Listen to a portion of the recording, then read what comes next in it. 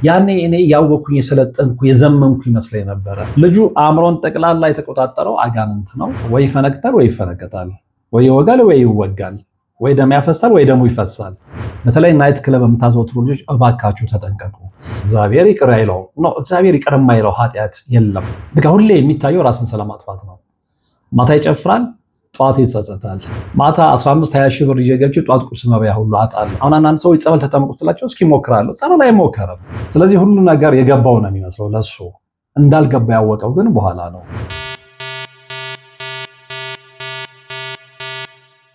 ሰላም ጤና ይስጥልን። በሀገር ውስጥና በመላው ዓለም የምትገኙ ቻናሌ ተከታታዮች ይኸው ዛሬም በእግዚአብሔር መልካም ፍቃድ ተገናኝተናል። ዛሬም እንደተለመደው እንግዲህ ከእናንተ የደረሰኝን ታሪክ ነው ለእናንተ የማደርሰው ለማስተማሪያነት ለማንቂያነት እንዲጠቅም በማለት ነው። የዛሬው ታሪክ የደረሰኝ ካሰንዳቦ ነው። አጋጣሚ ሆነ ደግሞ እችን ቦታ አውቃታለሁ። በጣም አጭር ጊዜም የተቀመጥኩባትን ቢሆን ለአጭር ጊዜም ቢሆን አውቃታለሁ። እናም እዛ ቦታ ላይ ጥሩ ትዝታ አለኝ። ደስ የምትል መንደር ነች። እንግዲህ አሰንዳቦን የምታውቋት ከጅማ 55 ኪሎ ሜትር ርቀት ላይ የምትገኝ ትንሽዬ ከተማ ነች። ስለዚህ አሰንዳቦ ደርሳችሁ ጅማ ለመድረስ ኦልሞስት 55 ኪሎ ሜትር ይቀራችኋል ማለት ነው። እና ከዛ የደረሰኝን ታሪክ ነው የምነግራችሁ። ልጁ ተወልዶ ያደገው እዛው ነው። እና ማንኛውም የዛ ከተማ ወጣቶች ትምህርቱን ግማሽ ላይ ነው ያቋረጠው። ይሄ ማለት ግን ሁሉም የዛ ከተማ ወጣቶች ትምህርታቸውን ግማሽ ላይ ያቋርጠዋል ማለት አይደለም። ከዛ ወጥተው መምህራን የሆኑ ደህና ቦታ ላይ የደረሱ ልጆችን አውቃለሁ። በእኔ ጊዜ እኔ እዛ በነበርኩበት ሰዓት ላይ አልሞስት 80ዎቹ ውስጥ ለአንድ ወርም ለሁለት ወርም ቢሆን በስራ አጋጣሚ ሄጄ አውቃታለሁ ያችን ከተማ። እና በዛን ሰዓት ላይ የነበሩ ወጣቶች ጎበዝ ልጆች እንደነበሩ አስታውሳለሁ። ግን ንግድ የተለመደ ነው አሰንዳቦ ውስጥ። ይሄ ምንድነው? የዛ አገር ወጣቶች እስከ ግማሽ ቀን ድረስ በተለይ እስከ 5-6 ሰዓት ድረስ ሚዛን የሚባል ነገር ይሰሩ እንደነበር አስታውሳለሁ። ሚዛን ምንድነው? እህል መሸጥ ነው። በቆሎ አለ፣ የተለያየ የእህል ምርቶችን አዲስ አበባን ጨምሮ የተለያዩ ቦታዎች ላይ በማከፋፈል የራሳቸውን ገቢ ያጠናከሩ ልጆች እንደነበሩ አስታውሳለሁ። እና ይሄም ወጣት ከነዛ መካከል አንደኛው ነው። እና በዛ ሰዓት ላይ እንግዲህ እንደነገረኝ በዛ ሰዓት ላይ በቃ እንደሱ ለባሽ የለም፣ እንደሱ አራዳ የለም። አራዳ ያው ምን ለማለት እንደፈለኩ ይገባችኋል። እና የአጋስተ ቅድስት ሥላሴን 17 ዓመት በሙሉ በጭራሮ ግድግዳ መቆም መስማት ለተዋህዶ ልጆች ልብ የሚሰብር ትልቅ ሐዘን ነውና እጃችሁን ዘርጉ ባልነው መሰረት አላሳፈራችሁንም። ፈጣን ምላሻችሁ የቅድስት ሥላሴን ቤት እንድንሰራ ያሰብነውን እንድንፈጽም ኃይልና ብርታት ሆኖን ይሄው መሰረቱን ጀምረናል። የረዳችሁንን ሁሉ እያመሰገን አትርሱን ያሉ አባቶችን ምርቃት አስቀድመን ጅምሩ ከፍጻሜ እንዲደርስ አሁንም አብራችሁን ሆኑ ስንል እንማጸናለን። አብረን እንደጀመርነው አብረን እንጨርሰዋለን። ድጋፋችሁ አይለየን። በድጋሚ በአባቶች ስም እናመሰግናለን። የአጋስተ ቅድስት ሥላሴ ቤተ ክርስቲያን አሰሪ ኮሚቴ። ስለዚህ ሁሉ ነገር የገባው ነው የሚመስለው ለሱ፣ እንዳልገባ ያወቀው ግን በኋላ ነው። እና ሁሉ ነገር ስታይሊሽ ነው። አዲስ መጣ የሚባል ፋሽን አያመልጠውም። ምክንያቱም ግማሽ ቀን ይነግዳል፣ ይሰራል፣ ገንዘብ አለው፣ ችግር የለበትም። ሚዛን ተራ ነው የሚውለው፣ ገንዘብ እንደልብ አለ። ስለዚህ አብዛኛውን ገንዘቡ ለምንድን ነው የሚያጠፋው? ለልብስና ለጫት።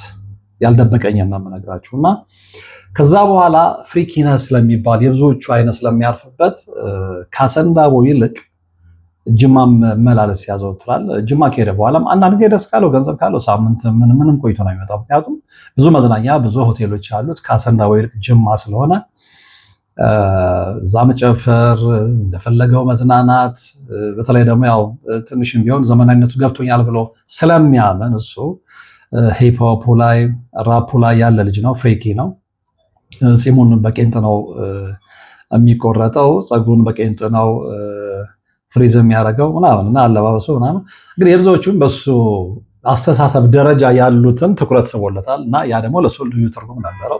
በተለይ ደግሞ እዛ አካባቢ ያሉ የተባሉ ቆነጃጅትን ልብ ለመማረክ በመቻሉ በዛ ስታይሉ ማለት ነው። እና ያው አንዳንድ ጊዜ ለየት ያሉ ኦዲዮኑ ልጆች ሰልጥነናል ምናምን ልጆች እንደዚህ አይነት ቦታ ላይ ሲገኙ ብዙዎች ትኩረት ያርፍባቸዋልና ያንን እሱ እንደ ትልቅ ነገር ነው የቆጠረው።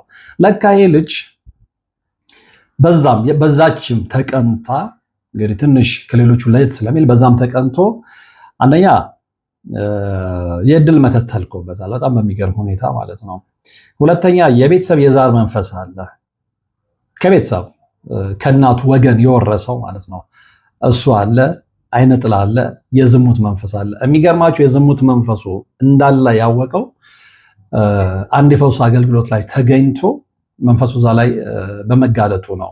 እና የዝሙት መንፈስ የገባው እንዴት ነው? ይሄ ልጅ በጣም ናይት ክለቦችን ያዘወትራል። ሲችል እንደነገርኳችሁ ጅማ ይሄዳል። እነዚህ ያሉ የሚባሉ ጭፈራ ቤቶች ውስጥ ይገባል። አለኝ የሚለውን ችሎታ ለማሳየት ይሞክራል። በል ሲለው ነገሮች ሲስተካከሉት ደግሞ አዲስ አበባ ይመጣል። አዲስ አበባ የማያውቃቸው ናይት ክለቦች የሉም። ጥሩ ስራ በሰራበት ሰዓት ላይ ፋሽን ልብሶችን ይዞ አዲስ አበባ ነው የሚመጣው ገዝቶ ምናምን በቃ እዚህ ቢርጎ ይዛል። ያው ቡጊ ውጊ ነው፣ ከሱ ውጭ ሰው የለም። ለካ እሱ ናይት ክለብ ውስጥ እየሄደ በሚጨፍርበት ሰዓት ላይ ዝሙት መንፈስ ገብቷል እዛ ልጅ ላይ ማለት ነው። እና እንግዲህ ከሌላ የተሳበ የመጣ የዝሙት መንፈስ ማለት ነው እሱ አለ። የሚገርማችሁ 10,000 የዝሙት መንፈስ በጣም ዘግናኝ ነው። አሁን ይሄንን የምነግራችሁ ለምንድን ነው? ከሱም ህይወት ላይ ተነስቼ ያኔ እኔ ያወኩኝ የሰለጠንኩ የዘመንኩ ይመስለኝ ነበረ። ለካስ ላይ የዘመነው ላይ ሲጨፍር የነበረው የአጋንንት ሰራዊት ነበር ነው ያለው። ቶታል ድንብሩ በጣም የሚዘገንን ነው። ሰው 1 ሚሊዮን አጋንንት አለበት ብትባሉ ታምናላችሁ? እንደነገርኳችሁ የዝሙት መንፈስ አለ፣ አይነ ጥላ አለ፣ የዛር መንፈስ አለ። ከዛ ወዲያ የተላኩ የድል መተቶች አሉ። በቃ ምንም ነገር እንዳይሳካለት ማለት ነው። ልጁ አእምሮን ጠቅላላ የተቆጣጠረው አጋንንት ነው። እሱ በየከተማው እየዞረ ይደንሳል። ከኔ ውጭ ሰው የለም ይላል። በኋላ ግን ብዙ ነገሮች እየተበላሹበት ይመጣሉ። በጣም በነገራችን ላይ የመስተፋቅር መንፈስም አለ፣ መስተፋቅርም አለበት። የመስተፋቅሩም በጣም ብዙ ነው። እና እንዴት አወቅ አልኩት። በቃ ብዙ ነገሮች እያስጠሉኝ እንደዛም እየሆንኩኝ አለ። ማታ ናይት ክለብ አድርና ስጨፍር ምን ስል ራሴን ስቼ ሄድና አለ ጠዋት ባዶነት ይሰማኛል። ኪሴ ምንም ገንዘብ የለም። ማታ 15-20 ሺህ ብር ይዤ ገብቼ ጠዋት ቁርስ መብያ ሁሉ አጣለሁ አለ። ዓለም ይሰለቸኛል። ኢትስ ቦሪንግ ነው ያለው ነው ቃል በቃል በጣም ቦሪንግ ይሆንብኛል። እንቅልፍ አለ፣ ራስ ምታት አለ። አይኔ በርበሬ መስሎ እቤት ስገባ ጸብ ነው ከእናቴ ጋር። በቃ አንተ መቼም ሰው አትሆንም፣ ከቤተሰብ ጋር አንተ መቼም ሰው አትሆንም፣ ያገኛትን ሄደህ ትበትናለህ። ምን አገባችሁ ነው እሱ ደግሞ። ምክንያቱም እንደነገርኳችሁ ነው ከቤተሰብ የሳበው የዛር መንፈስ አለ። እንደገና ከዛም የለቃቀመው የዝሙቱም የአይነ ጥላውም የድል መተቱም የዚህን ሁሉ መንፈስ ተሸክሞ የሚዞር ልጅ ነው። ስንቶቻችን ነው ላያችን ላይ የሀገር ሸክም ይዘን እየዞርን ግን በቃ ነፃ የሆንን ምንም ያልሆነን የሚመስለን ማለት ነው። እና ብዙ ሰው እዛ ላይ የተሸወደ ነው። ምንም ያለበት አይመስለውም። ነገር ግን የድል በሩ ሲዘጋ፣ ኑሮ አልሳካልህ ሲለው፣ ተምሮ አላልፍልህ ሲለው፣ ተምሮ አልገባ ሲለው፣ ከመምህራን መግባባት ሲያቅተው፣ ትምህርቱን ሲያቋርጥ፣ ስራ ጀምሮ ስራ አልሳካ ሲለው፣ በዛ ሲበሳጭ ምናምን ነው እንጂ የምታዩት ካለመሳካቱ ጀርባ ምን አለ ብሎ አይጠይቅም። ይህም ልጅ እንደዛ ነው የሆነው እና ያንን ሁሉ መንፈስ ይዞ የተንቀሳቀሰ በነበረበት ሰዓት ላይ ላስት ታይም ላይ ራስን አጥፋ የሚል ስሜት ይመጣበታል። በቃ ሁሌ የሚታየው ራስን ስለማጥፋት ነው። ማታ ይጨፍራል፣ ጠዋት ይጸጸታል። ማታ እንደፈለገ ከተማውን ሲያካልል ያድራል፣ ጠዋት ይጸጸታል። ተጸጽቶ ግን አያርፍም እና በቃ ሁሉ ነገር ባዶ የሚያው ነገር ስለሚያስጠላው ከመሬት ተነስቼ ከሰው ጋር እጋጫለሁ አለ። በቃ የሰው ደም አፍሳፍስ ነው የሚለኝ፣ ሰው ጋውጋ ነው የሚለኝ፣ ከቤተሰብ ጋር ተጋጭ ነው የሚለኝ። ይሄ ላይ ያለው መንፈስ ነው ያንን የሚያደርገውና በዚህ ውስጥ ለነገራችሁ የፈለኩት ነገር ምንድን ነው? ይሄ በተለይ ናይት ክለብ ውስጥ አራዳዎች ነን ከኛ ውጭ ሰው የለም ብላችሁ በጣም ፋሽን ለብሳችሁ የተለየ ዳንስ እናሳያለን፣ ናይት ክለብ ውስጥ ያለው ሰው አቴንሽን እኛ ላይ ማረፍ አለበት ብላችሁ አሳራችሁን የምታዩ ሰዎች በገዛ እጃችሁ መንፈስ ነው እየሰበሰባችሁ ያላችሁ ተወል እናንተ። እንደውም ኤሊ ሲናገር ምንድን ነው ያለኝ? የሚገርምህ ዳንሱ በኋላ ላይ ተጋልጧል። የ666 መንፈስ ዳንስ ነው ያለው። ሂፕሆፑን፣ ራፑን የመሳሰለውን ማለት ነው። እንግዲህ ብዙዎቹ የውጭ ዓለም የውጭ ሀገራት ዘፋኞች አብዛኛዎቹ ይሄ ከዴቨል ሪቹዋል ጋር የተገናኙ ናቸው። አብዛኞቹ ሴጣን አምላኪዎች እንደሆኑ ይታወቃሉ። እና ያ መንፈስ ኢትዮጵያ ውስጥም ገብቷል። ግን የእኛ ሀገር ልጆች በተለይ ዘመነናል የሚሉ ልጆች አንደርስታንድ የሚያደርጉት ምንድነው እንደ ስልጣኔ እንደ ዘመናዊነት ነው የሚወስዱት። እና በዛ ውስጥ ግን መንፈሱ አልፎ ማንነታቸውን ተቆጣጥሮታል። ስለዚህ ስለ መግደል፣ ስለ ወሲብ፣ ስለ እጽ፣ ስለማን አለብኝነት ማንም እኔ ጋ ቢመጣ አጠፋዋለሁ ምናምን የሚል አይነት ማይንድ ሴታፕ ነው ኮንስትራክት ያደርጉት። ይህንን ፈልገውት በራሳቸው ኃይል አይደለም። እነሱ በራሳቸው ኃይል ይሁን ከማንም በልጠው ጡንቻ ያላቸው ምናምን መስሏቸው ነው አይደለም። እነሱ ላይ አድሮ የተቆጣጠራቸው መንፈስ እንደዛ እንዲያስቡ ነው የሚያደርጋቸው። ኃይል ይሰጣቸዋል። ለጊዜውም ቢሆን ከሰው ጋር እንዲጣሉ ይገፋፋቸዋል። ከሰው ጋር ቢጣሉ ማንንም ሰው ማሸነፍ የሚችሉ ነው የሚመስላቸው። ግን ትክክለኛውን ንጹህ ነፍሳቸውን እያጎደፉ ነው። ንጹህ ህይወታቸውን እያበላሹ ነው። መኖር እየቻሉ እድሜያቸውን እያሳጠሩ ነው። ብዙዎቹ ይሄ አልገባቸውም። እና አንደኛ ወላጆች ይህን ልታውቁ ይገባቸዋል። ልጆቻችሁ ወጣ ሲሉ ፀጉር ስታይላቸው ሲቀየር፣ አለባበሳቸው ሲቀየር፣ ውጭ ማዘውተር ሲጀምሩ፣ ማደር ሲጀምሩ፣ ማምሸት ሲጀምሩ ለምን ብላችሁ መጠየቅ መቻል አለባቸው። መንፈስን እየሳቡ ነው ወደ ውስጣቸው። የሴጣን ማደሪያ እየሆኑ ነው። የአጋንንት መጫወቻ እየሆኑ ነው። ዲያብሎስ ፈረስ እየሆኑ ነው። እና ይህንን በደንብ ማወቅ መቻል አለባቸው። እና የዚህ ልጅ ህይወት የሚያስተምረን ያንን ነው። እና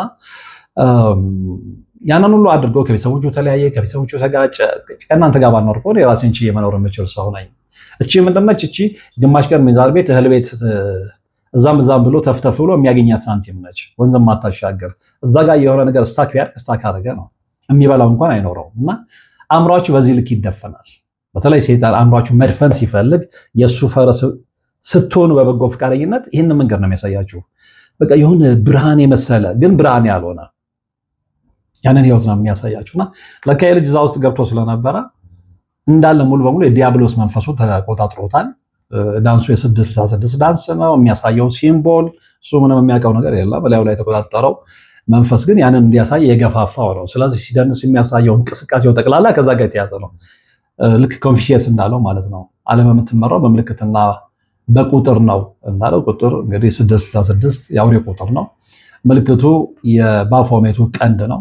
ብዙ ጊዜ የባፎሜቱን ቀንድ ስትመለከቱ የተለያዩ ሴሌብሪቲዎች በተለይ የውጭዎቹ እኛም ሀገር ውስጥ ተጀምሯል።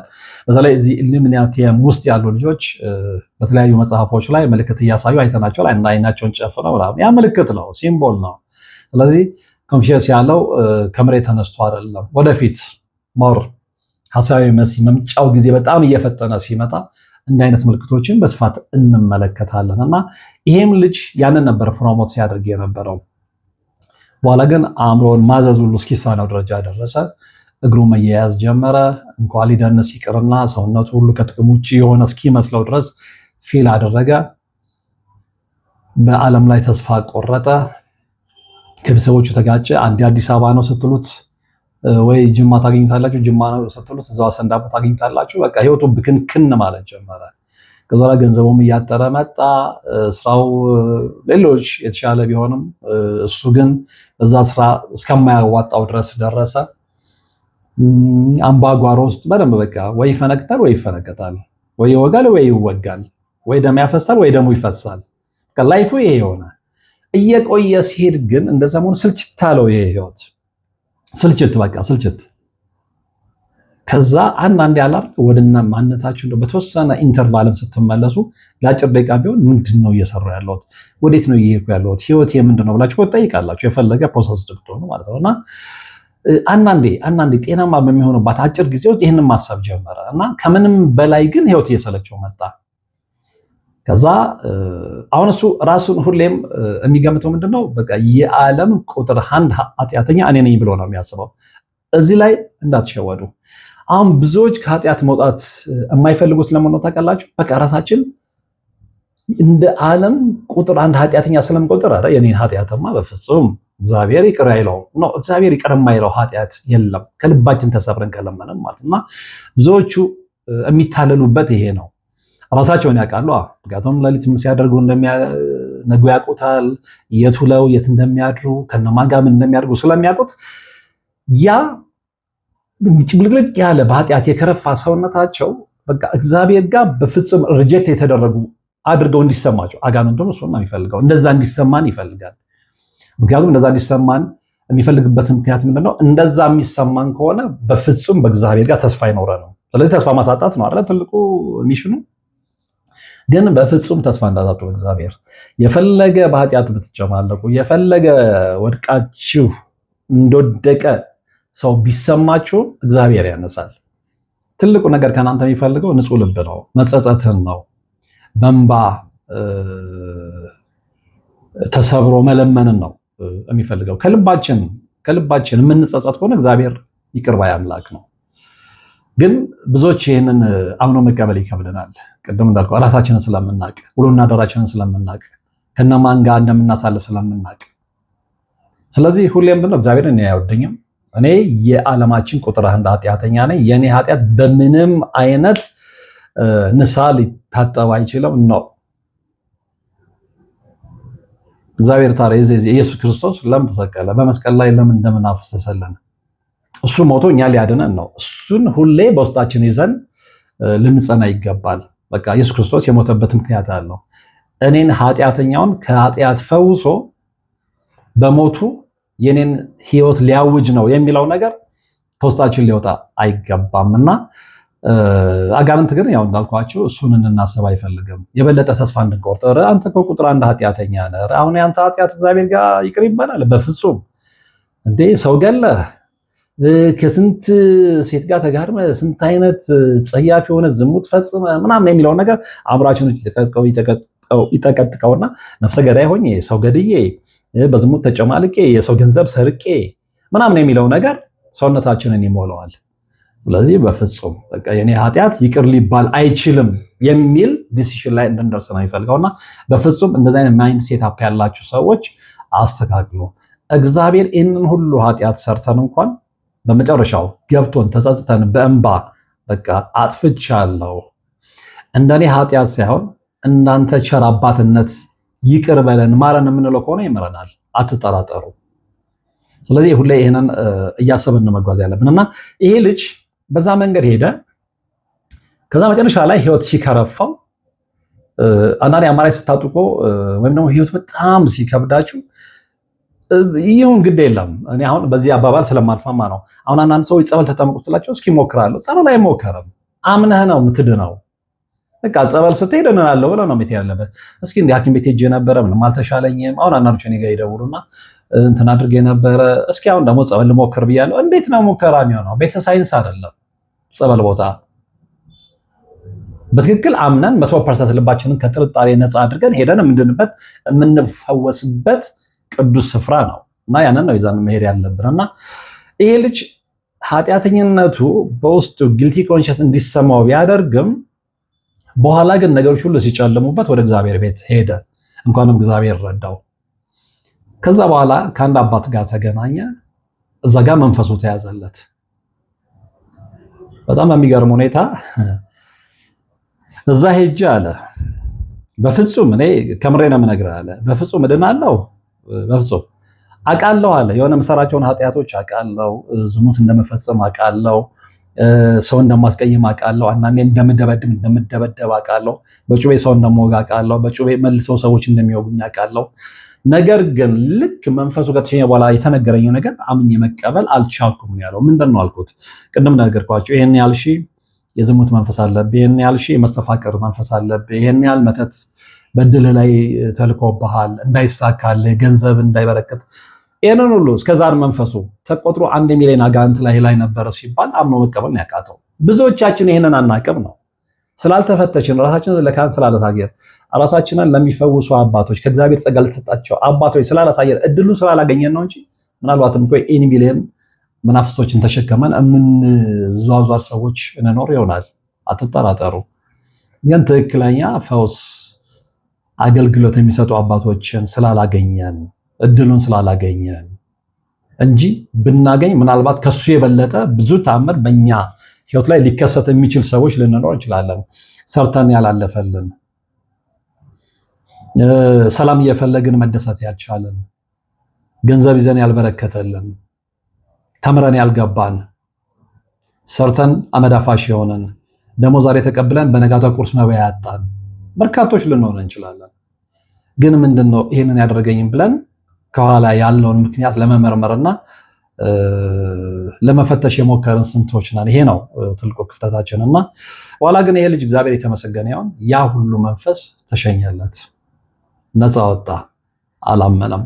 እንደገና እንደተፈጠረ፣ እንደገና እንደተወለደ፣ እንደገና ከእናቱ ማህፀን እንደወጣው ነው የቆጠረውና እንደውም ለኛ አባት አልኳቸው አለ እውነት እግዚአብሔር እኔን ፈወሰኝ፣ እኔ ኃጢአተኛው ነው። ምክንያቱም እንደኔ አይነት ኃጢአተኛ እዚህ ምድር ላይ ያለ አይመስለኝም ነበር። እንደዛ አታስብ ነው ያሉት እኛ አባት። ምድር ላይ ሆኖ ኃጢአት የማይሰራ የለም፣ ትልቁ ነገር ግን ወደ ንስሐ ህይወት መመለስ ነው ብለው ነው በደንብ ያስተማሩት። በጣም በሚገርማችሁ ሁኔታ እንደዛ ይደንስ የነበረ ልጅ የፖፕ የአራዶች ነው፣ ራፕ የዘመናዊዎች ነው ሲል የነበረ ልጅ አሁን ሁሉ ነገር እርግፍ አድርጎ ትቶ ቅዱስ ቁርባን ጀምሯል። እግዚአብሔር የተመሰገነ ይሁን። ወደ ትክክለኛው የእግዚአብሔር መንገድ ተመልሷል። እግዚአብሔር አሁን በጣም የሰከነና የተረጋጋ ህይወት እየኖረ ነው። ይህንን የምነግራችሁ ዝም ብዬ አይደለም። ከዚህ ልጅ ህይወት ላይ ተነስታችሁ ብዙዎቻችሁ የምትማሩት ነገር ይኖራል። ይኸውም ምንድነው? የፈለገ በኃጢአት መንገድ ብንመላለስ ትልቁ ነገር ተጸጽቶ ለመመለስ መሻት በውስጣችን ውስጥ ሊያድር ይገባል። ያ ስለሆነ ነው እግዚአብሔር በቃ ልቡን አየ፣ መዳን ይፈልጋል ይሄ ልጅ አዳነው። አሁንም እዛ ጨለማ መንገድ ውስጥ ያላችሁ በተለይ ናይት ክለብ የምታዘወትሩ ልጆች እባካችሁ ተጠንቀቁ። ናይት ክለብ ውስጥ ስትገቡ ሚሊየን መንፈስ ነው የምትስቡት። የዝሙት መንፈስ ትስባላችሁ፣ የዓይነ ጥላ መንፈስ ትስባላችሁ፣ ሌሎችን መንፈስ ዋና ዋናዎቹ ነው የምነግራችሁ። ምክንያቱም የዳንስ ቦታ ላይ የመጠጥ ቦታ ላይ ያለው የዝሙት መንፈስ ነው፣ ሌላ ምንም አይደለም። እና እሱ ላይ በጣም ጥንቃቄ ልታደርጉ ይገባችኋል። ላይመስላችሁ ይችላል፣ ግን እዛ ውስጥ ገብታችሁ ነው የምትንቦራጨቁት። ስለዚህ ከትዳር ህይወት የተገለላችሁ ናቸው። ልጅ ወልዶ መሳም ብትፈልጉ የተገለላችሁ ናቸው። ምክንያቱም ላያችሁ ላይ ያለው የገባው የዝሙት መንፈስ፣ የዓይነ ጥላ መንፈስ ያን ታደርጉ ስለማይፈቅድላችሁ እናንተ በሌላ ኃይል ቁጥጥር ውስጥ ስለሆናችሁ፣ ወንዱን ሴት ዓይነ ጥላ ስለምታገባው፣ ሴቷን ወንድ ዓይነ ጥላ ስለሚያገባት፣ ስለዚህ እንደዚህ ያሉ ሰዎች ደግሞ ለማግባትም ለመውለድም በጣም እድሉ የሌላቸው ሰዎች ናቸውና በዚህ ልጅ አይነት ህይወት ውስጥ የሄዳችሁ በተለይ ደግሞ ናይት ክለብ ውስጥ ከኛ በላይ ፍሪኪ የለም ብላችሁ የተለየ ዳንስ ፀጉራችሁን አንጨብራችሁ የተለየ ዳንስ እናሳያለን የተለየ የምትሉ ሰዎች በገዛ እጃችሁ እርኩስ መንፈስን እየጋበዛችሁ እንደሆነ አንደርስታንድ ወይም እንድታደርጉ ወይም ደግሞ እንዲገባችሁ ያስፈልጋል። ስለዚህ በጊዜ ንቁ ለማለት ነው። ይሄን መርሃ ግብር የሰራሁት እርግጠኛ ነኝ ከዚህ ልጅ ህይወት ብዙዎቻችሁ ትምህርት አግኝታችኋል ብዬ አስባለሁ። ወደ እግዚአብሔር ተመለሱ፣ ወደ ንስሐ ህይወት ተመለሱ። የሚያዋጣው ያ ነው። የዘላለም ህይወት ያ ነው እንጂ ዳንስ ቤቱ አይደለም፣ ናይት ክለቡ አይደለም። ናይት ክለብ ውስጥ ያለው እንደነገርኳችሁ እርኩስ መንፈስ ነው። በፀጉራችሁ ልክ ተሸክማችሁ የምትወጡት ይሄ ሊገባችሁ ይገባልና ንቁ ለማለት ነው። በድጋሚ አብራችሁን ስለነበራችሁ ወደፊትም አብራችሁን ስለምትሆኑ ከልብ አመሰግናለሁ። እንደዚህ አይነት የህይወት ትምህርቶችን ለመከታተል እንዲረዳችሁ እንግዲህ ካነበብኩትም እኔም ራሴም ከተማርኩትም መልሼ ወደ እናንተ ማድረሳቸው በርካታ እንደዚህ አይነት ቁም ነገር አዘል መልእክቶች አሉና ለቻናሉ አዲስ የሆናችሁ ሰብስክራይብ አድርጎ ሁላችሁም ደግሞ ስትጀምሩ ላይክ ያደርጋችሁ መጀመራችሁን እንዳትረሱ። በቀጣይ በሌላ መርሃ ግብር እንገናኛለን። እስከዛው ግን በያላችሁበት ሰላም። የአጋዕዝተ ቅድስት ሥላሴን 17 ዓመት በሙሉ በጭራሮ ግድግዳ መቆም መስማት ለተዋህዶ ልጆች ልብ የሚሰብር ትልቅ ሐዘን ነውና እጃችሁን ዘርጉ ባልነው መሰረት አላሳፈራችሁንም። ፈጣን ምላሻችሁ የቅድስት ሥላሴን ቤት እንድንሰራ ያሰብነውን እንድንፈጽም ኃይልና ብርታት ሆኖን ይሄው መሰረቱን ጀምረናል። የረዳችሁንን ሁሉ እያመሰገን አትርሱን ያሉ አባቶችን ምርቃት አስቀድመን ጅምሩ ከፍጻሜ እንዲደርስ አሁንም አብራችሁን ሆኑ ስንል እንማጸናለን። አብረን እንደጀመርነው አብረን እንጨርሰዋለን። ድጋፋችሁ አይለየን። በድጋሚ በአባቶች ስም እናመሰግናለን። የአጋዕዝተ ቅድስት ሥላሴ ቤተ ክርስቲያን አሰሪ ኮሚቴ